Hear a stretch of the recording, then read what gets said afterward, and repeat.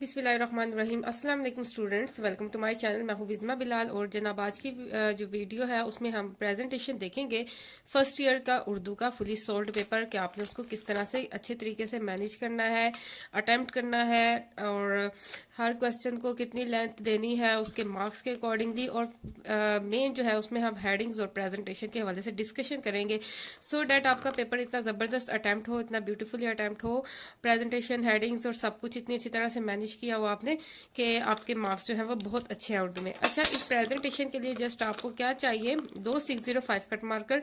और अगर 605 cut marker available नहीं है आपके एरिया में तो आप जो है वो कोई भी सिंपल ब्लू मार्कर या ब्लैक मार्कर को 605 कर सकते हैं। कटिंग करके मैंने कटिंग भी अपनी एक वीडियो में दिखाई होगी आपको, पेपर प्रेजेंटेशन टिप्स वाले चैनल में आप देख सकते हो। अच्छा जी, तो एक 605 जो है कट मार्कर मैं इसलिए कह रही हूँ कि ये देखें मैंने इसको इस तरह से डबल जो है वो कट किया हुआ है कि जब हम आउटलाइंस बनाएं, हेडिंग से नीचे अंडरलाइन करें या मार्जिन लाइंस ड्रॉ करें तो हम इससे डबल जो है वो लाइन से ड्रॉ हो, और इससे जो है वो ज़रा हेडिंग्स की भी खूबसूरती हो जाती है और आउटलाइन भी अच्छी लगती है और दूसरा मार्जिन लाइंस भी अच्छी लगती है। एक 605 कट मार्कर जो है वो ये मेन हेडिंग्स के लिए, ये जो मेन हेडिंग्स हमने देनी है। और सिंपल 604 कट मार्कर जो है वो ब्लैक या ब्लू कोई भी ले सकते हो, वो सब हेडिंग्स के लिए, ठीक है। जो क्वेश्चंस के अंदर सब हेडिंग होगी मैं आगे बताती जाऊंगी। मीन्स टू से पेपर हल करने के दौरान जो है हमें सिर्फ 605 604 कट मार्कर और एक इंक पेन चाहिए। और मार्जिन लाइंस और हेडिंग्स अंडरलाइन करने के लिए एक 605 कट मार्कर अलग से चाहिए जिसे हमने कटिंग की होगी इस तरह से कि एक बारीक और एक मोटी जो है इस तरह से लाइन आएगी और इस तरह से अंडरलाइनिंग बहुत प्यारी लगती है। अच्छा जी, पहले आपने 605 कट मार्कर पकड़ लेना है, उसका ज़्यादा काम नहीं होगा, जस्ट जो मेन हेडिंग्स होंगी उसके लिए हमने यूज़ करना है। इंशाइया तर्ज की हेडिंग दे दी, हिस्सा अव्वल की हेडिंग दे दी। हिस्सा अव्वल में आ जाते हैं इशार की तशरीह। इशार की तशरीह में हिस्सा नज़म और हिस्सा गज़ल है। तो सवाल नंबर 2 उसमें है हिस्सा नज़म। तो उसमें अब आपने जो सा भी आपने अटैम्प्ट करना है अलिफ बे वो आपने बता देना है। आप अलिफ बे एंड बाद में भी दे सकते हो, पहले हिस्सा नज़म की हेडिंग दे दो और फिर अलिफ बे की हेडिंग दे दो। इसमें आ जाता है 604 कट मार्कर, फिर पकड़ लें और इसमें नज़म का उन्वान और शायर का नाम इसकी आप हेडिंग दे दें। अच्छा, मैं एक ट्रिक बता दूं, मैं जब यूज़ करती हूँ पेपर अटैम्प्ट करती हूँ तो मैं इस तरह से इनकी कैप्स जो है वो लूज़ रखती हूँ। लूज़ रखने से ये होता है कि बार बार हम इस तरह हार्डली ओपन करना को बंद करना इस तरह टाइम वेस्ट होता है, तो हमने ओपन करके रखी होती है। ज़्यादातर जो है पेपर के दौरान ये दो ही यूज़ होते हैं, 604 और इंक पेन। तो मेन हेडिंग से लिए बस हमें इसको निकालना पड़ता है, तो यूज़ करके आप चाहे से साइड पे रख दें और इनको यूज़ करें इस तरह से कैप लूज़ करके। ये लिखा फिर ये लिखा, जब लेंथी क्वेश्चन सॉल्व करने हो, मतलब कि जैसे कि तशरीह करनी है, तो फिर आप जो है वो मार्कर साइड पे रख के आराम से रिलैक्स होकर सिर्फ इंक पेन पकड़ें और लिखते जाएं। जब शॉर्ट क्वेश्चन करने हो उसके लिए इस तरह से बेस्ट है कि दोनों को एट अ टाइम होल्ड करें। तशरीह की हेडिंग थी 605 से और तशरीह लिखी और कोशिश करें कि आप पैसेजेस की फॉर्म में लिखें और पैसेजेस भी सेम लाइंस पे मत रखें, यानी 5 5 5 नहीं, थोड़ा डिफरेंट करते जाएं। कोई 4 लाइंस पे कर दें, कोई 5 पे, कोई जैसे आप बुक पे देखते हो इस तरह से होने होते हैं। टॉपिक वाइज पे, टॉपिक पे डिपेंड करता है, तो 6 लाइंस पे इस तरह से आप पैसेजेस बनाएं, खूबसूरती आएगी और अच्छा इंप्रेशन पड़ेगा। शेयर वगैरह अगर आपने ऐड करने हैं तो इस तरीके से ऐड करें, ठीक है। ये देखिए ये तरीका मैं आपको दिखा रही हूँ। बुलेट लगाएं इस तरह से और यहाँ पे आप साइन लगाएं शेयर का और ये शेयर लिखें। इससे देखिए 3 लाइंस यूज़ हुई हैं और पता भी नहीं लगा। इससे लेंथ भी आपकी जो है वो तशरीह की ज़्यादा हो जाएगी और लगेगा आपने काफ़ी लेंथी तशरीह किया, ठीक है। ये छोटी छोटी बातें हैं जिससे जो है वो आप जो है तशरीह या कोई भी चीज़ उसकी उर्दू में लेंथ ज़्यादा शो कर सकते हो। इस तरह से ये देखिए इस तरीके से। एक और तरीका बताऊँगी, ये देखिए इस तरह से 2 इकट्ठे लिखने हैं। तो अब देखिए इसमें तशरीह अगर आप गौर से देखें तो एक तरह से वो 2 पेजेस की ही है, लेकिन यहाँ पे लग रहा है कि हमने 3 पेजेस पे किया है। वजह ये है कि हमने इसमें शेयर ऐड किए हैं और इसको इस तरीके से लिखा है कि लाइन ज़्यादा यूज़ हुई है, तो इस तरीके से आप लेंथ ज़्यादा कर सकते हो। इसके बाद बे हिस्सा गज़ल, शायर का नाम मीर तक की मीर, इस तरीके से क्योंकि अब आपको पता है गज़ल का नाम तो होता नहीं है, गज़ल का बस वो शायर का नाम बताना होता है, तो शायर का नाम मीर तक की मीर। अच्छा, अब इसमें डिफरेंट इशार होंगे 1 2 3 नंबरिंग के साथ, तो आपने नंबरिंग बता देनी है। और गुल को होता है क्योंकि आपको कुछ तो लिखना पड़ेगा, या पूरा शेर लिख लो या आप इस तरह से लिख लो, क्योंकि आपको पता है उर्दू में हमारी लाइन्स जो है टाइम शॉर्ट होता है, तो हमें तशरीह पे ज़्यादा फोकस करना है। तो अपने शेर बस इशारा करना है उसको एग्जामिनर को कि आप इस शेर की तशरीह करने लगे गुल को होता सबा। पूरा शेर लिखने की ज़रूरत नहीं क्योंकि इसके तो मार्क्स मिलने नहीं है, जो इसके अंदर शेर लिखेंगे उसके मार्क्स मिलने हैं। तो आप इसको पूरा मत लिखिए, बस 4 to 5 वर्ड्स लिख दो जिससे एग्जामिनर को पता लग जाए कि ये शेर की तशरीह। आप फिर तशरीह की हेडिंग दे मेन और फिर तशरीह लिखें 2 पैसेजेस पे, और इस तरह से 1 या 2 शेर ज़रूर ऐड करें। इस तरह ये देखें कि कितने अपनी मुसीबतें, ये भी अब शेर है, इसकी तशरीह करनी है, जैसे तशरीह की हेडिंग दी और इस तरह से। इसके बाद सेम थर्ड पार्ट इस तरह से हमने इस तरह से इसकी तशरीह की। अब हमने जो है वो इक़्तिबास की तशरीह करनी है, तो हमने यहाँ पे नेक्स्ट पेज पे स्टार्ट किया क्योंकि यहाँ 3-4 लाइन जो है इसको वेस्ट कर देना है। आपने इसको लाइन इस तरह से कट कर देना है और नेक्स्ट पेज पे मूव करना है।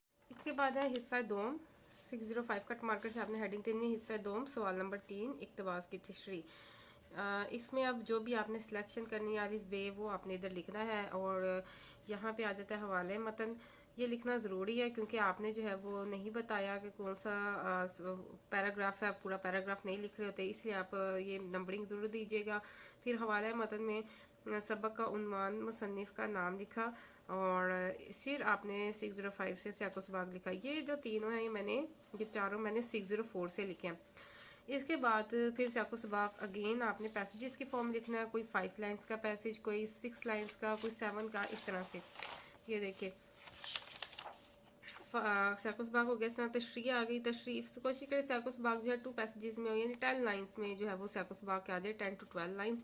इसके बाद तशरीह आ जाती है, तशरीह जो है वो 2.5 पेज की या 3 पेजेस की कीजिए। ये देखिए इस तरह से डिफरेंट पैसेजेस की फॉर्म में, ठीक है। तशरीह इसकी हो गई इसकी, और इसमें जो है वो आप शेर ऐड कर सकते हो, पर कोशिश करो इतने मत करो, सिर्फ एक करो, एक से ज़्यादा मत करो।